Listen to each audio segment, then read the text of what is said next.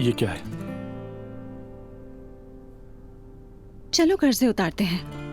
बेवकूफी मत करो नूर, ये तुम्हारे हैं, तुम्हारी शादी के तोहफे। ये मेरे नहीं, हमारे हैं। यहाँ मेरे और तुम्हारे का कोई फर्क नहीं। कितनी बार मैं तुमसे कहूं रोहान, हम साथ हैं।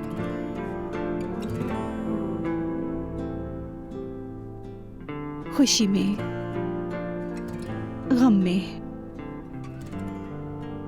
बीमारी में, सेहत में। नूर रहने दो, खुदा के लिए ये बातें मेरा दिल तोड़ देती हैं। तुम्हारी यही बातें मुझे और दुखी कर देती हैं, जानते हो? इन चीजों का हम क्या करेंगे? मुझे कोई परवाह नहीं इन चीजों की।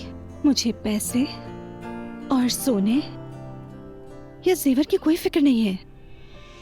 रोहन, ले लो, इन्हें बेच दो और अपना कर्ज उतार दो।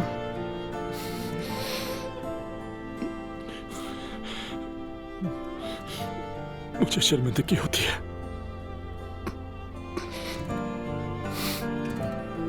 मेरी तरफ देखो।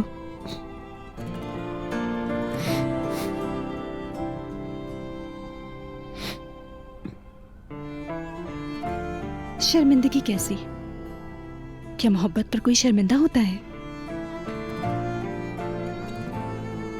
मैं तुम पर फख्र करती हूं, जैसे तुम मुझ पर करते हो। इधर आओ।